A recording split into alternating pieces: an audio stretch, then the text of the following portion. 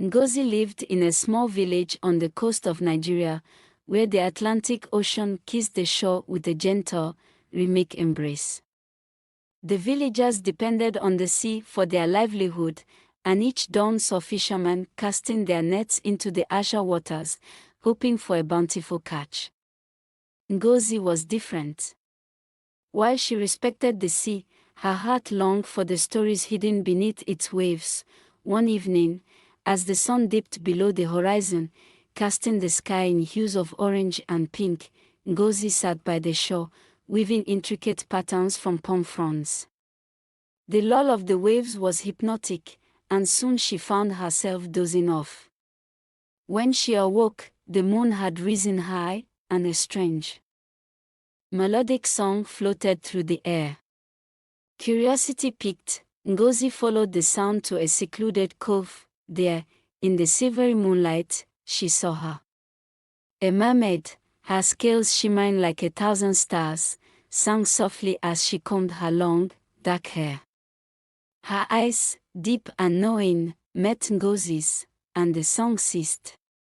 There was a moment of silence, filled only with the sound of the waves and the whisper of the night breeze. "Who are you?" Ngozi asked, stepping closer. "I am Nkiru," the mermaid replied, her voice like the tinkling of tiny bells.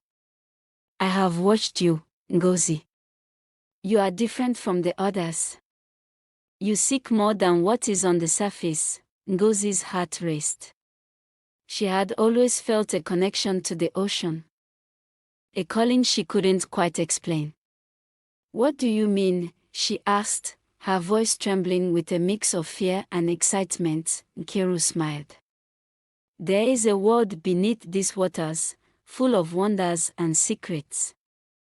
I can show you, but you must trust me." Ngozi hesitated for only a moment before nodding. The mermaid beckoned, and Ngozi waded into the water, feeling it cool and alive around her legs. With a graceful dive, Nkiru disappeared beneath the surface, and Ngozi followed. As she submerged, the world around her transformed. The water was clear as crystal, and she could see vibrant corals and schools of fish darting about. Luminescent creatures glowed softly, lighting their way. Nkiru led her deeper, and soon they arrived at an underwater city, its towers made of coral and pearl, glowing with an ethereal light. The inhabitants, merfolk of all shapes and sizes, welcomed her with curious eyes and warm smiles. Nkiru introduced her to the king, a wise old merman with a flowing beard of seaweed. He spoke of the delicate balance of their world, how it was intertwined with the land above. "For centuries, we have coexisted with humans," the king explained. "But now, the sea is in danger. Pollution and overfishing are threatening our home. We need someone who understands both worlds to help us." Ngozi felt a sense of purpose wash over her. "What can I do?" she asked earnestly. "Spread our message," Nkiru said, her eyes shining with hope. "Teach your people to respect the sea, to cherish its gifts without depleting them." Ngozi spent what felt like hours learning from the merfolk, absorbing their knowledge and wisdom. When it was time to return, Nkiru escorted her back to the shore, the first light of dawn breaking on the horizon. As Ngozi emerged from the water, she felt a profound change within her. She knew her path was now clear.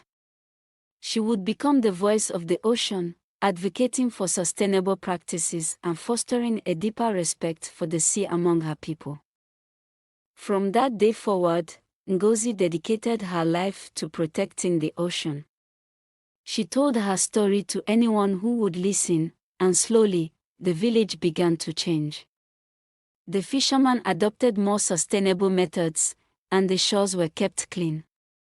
Ngozi's connection with Nkiru and the merfolk remained strong, and she knew that as long as she honored her promise, the bond between the land and sea would endure.